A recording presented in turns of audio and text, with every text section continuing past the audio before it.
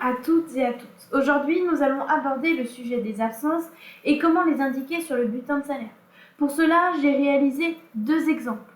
Un sur une mensualisation de 4 jours par semaine et un autre sur une mensualisation de 5 jours par semaine. La question qu'il faut d'abord que vous vous posiez est: est-ce que cette absence, elle concerne votre enfant ou l'assistante maternelle? Et est-ce que cette absence, elle est justifiée ou non? Pour rappel, au niveau du bulletin de salaire, les cases roses, c'est ce que vous devez remplir, soit par un mot ou soit par un chiffre. Les cases oranges, comme ici, vous devez choisir ce qui vous intéresse et ce qui vous convient. Et dans les cases grises, comme ici, là, vous n'avez rien à compléter. Elles se complètent automatiquement. Dans un premier temps, nous allons voir au niveau de l'enfant qui n'a pas été gardé. Votre enfant n'a pas été gardé. Quel que soit le cas de figure, vous ne payez pas d'indemnité d'entretien. Dans la colonne heure réelle, ce ne sera pas un chiffre, mais un mot.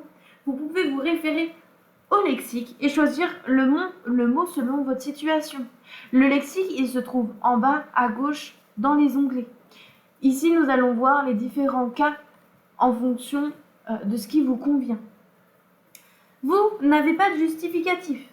C'est vous qui avez choisi de ne pas confier votre enfant. C'est alors considéré comme une absence facturable, c'est-à-dire qu'elle ne va pas être déduite de votre salaire que vous versez à l'assistante maternelle. Dans la colonne heure réelle, vous allez indiquer ABS, comme ici moi. Dans cette case-là, j'ai marqué ABS, et dans la colonne heure facturée, vous indiquez, comme d'habitude à la fin de semaine, le nombre d'heures prévues dans la mensualisation. Ici, vous êtes sur une base de 20 heures, donc vous mettez bien 20 heures en fin de semaine. Pareil pour l'exemple à 5 jours par semaine. Ici, j'ai bien mis mon absence et j'ai bien mis le nombre d'heures de la mensualisation. Votre enfant est malade et vous avez fourni à votre assistante maternelle un certificat médical. Alors, vous avez le droit à 5 jours enfant malade sur 1 an. Par exemple, si votre contrat a débuté en février 2022, vous avez le droit de déduire maximum 5 jours enfant malade jusqu'en janvier 2023. Sur 1 an, en février 2023, vous aurez le droit à 5 jours de nouveaux jours enfant malade. C'est une absence justifiée alors s'il y a un certificat médical. Elle peut donc être déduite du salaire. Donc dans la colonne heure réelle, vous allez indiquer EM1 jusqu'à EM5. EM1 qui signifie enfant malade jour 1 jusqu'à 5, enfant malade jour 5. Dans la colonne heure facturable, vous allez indiquer comme d'habitude le nombre d'heures de votre mensualisation. Donc ici 20 heures et là 35. Vous voyez, j'ai toujours mis EM4, EM5 parce que de EM1 à EM3, je les ai déjà utilisés les autres mois. Pareil ici. Mais la spécificité dans ce cas-là, c'est que vous devez aller cocher oui dans la case W5, oui à la question avez-vous au moins un jour d'absence à déduire de ce mois? Pour vous en souvenir, vous savez que lorsque ça se met automatiquement en bleu ici, vous devez cocher la question ici oui. Là, automatiquement, le calcul se fait tout seul. L'absence est donc déduite du salaire. Ici, il y a un certain nombre d'heures à déduire, qui se remet aussi dans la case I27. Ce montant-là, vous devez le remettre au-dessus du nombre d'heures que vous devez faire. Moi ici, je le déduis plus tard dans le mois, car j'ai plusieurs absences à déduire de ce mois-ci. Vous voyez, ça se met plusieurs fois en bleu. Pareil pour l'absence 5 semaines. Ici, il faut toujours qu'il y ait 5 éléments sur toute la semaine. Donc là, j'ai bien justifié mes jours enfants malades. Pareil, j'ai coché ici dans la case W5, oui, et là ça se déduit aussi automatiquement. Dans un deuxième temps, votre enfant est malade, mais vous n'avez pas fourni à votre assistante maternelle un certificat médical, ou alors vous avez utilisé vos 5 jours enfant malade. C'est alors une absence facturable. Elle n'est donc pas déduite du salaire de l'assistante maternelle. Alors, dans la colonne heure réelle, vous allez indiquer ABS. Ici, j'ai fait le cas. J'ai 3 jours enfant malade. Sauf que moi, j'ai utilisé mes 5 jours dans l'année. Donc là, le dernier jour, je mets ABS. C'est une absence facturable. Donc, dans la colonne heures facturables, vous allez indiquer, comme d'habitude, à la fin de la semaine, le nombre d'heures prévues de la mensualisation. Donc ici, 35.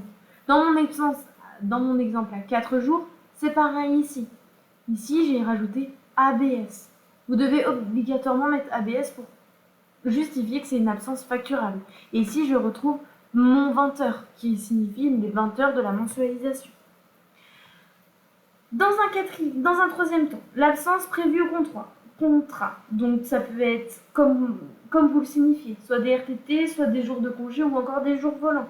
C'est une absence qui a déjà été déduite du salaire lors du calcul de la mensualisation que vous avez fait au niveau du relais. La colonne des heures réelles, vous indiquez RTT ou JV. Comme ici, je viens de le faire dans l'exemple de 4 jours. Ici, j'ai marqué RTT. Et dans la colonne heures facturées, j'ai indiqué vous indiquez en négatif le nombre d'heures que vous aurez dû effectuer. Ici, je sais que normalement, le mardi, je fais 5 heures chez l'assistante maternelle. Donc là, j'ai bien mis moins 5 au-dessus de mon nombre d'heures par semaine. Pareil pour mon exemple ici.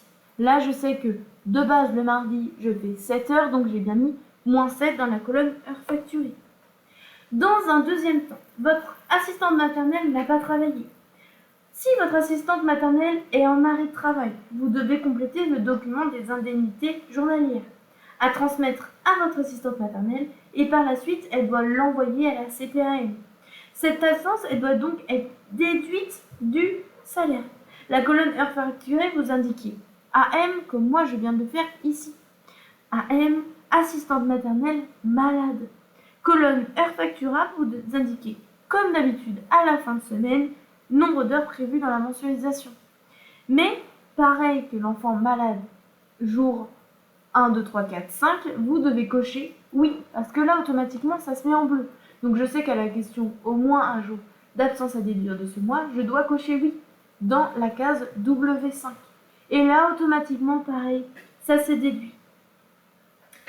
L'absence, elle est prévue au contrat, soit des jours des RTT ou des jours volants. Cette absence, donc, elle est déduite du salaire lors du calcul de la mensualisation. Dans la colonne des heures réelles, vous indiquez RTT ou JV. Ici, dans mon exemple de 4 jours, c'est ce que j'ai fait. J'ai bien indiqué RTT pareil. Et vous indiquez, comme d'habitude à la fin de semaine, le nombre d'heures prévues dans la mensualisation. La colonne heures facturables, vous indiquez en négatif le nombre d'heures qui auraient dû être effectuées.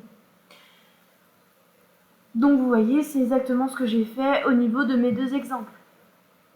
Si vous avez d'autres questions qui concernent une situation particulière ou vous n'avez pas eu de réponse à la suite de cette vidéo, n'hésitez pas à contacter votre animatrice au niveau du relais petite enfance référente. Je vous dis à bientôt.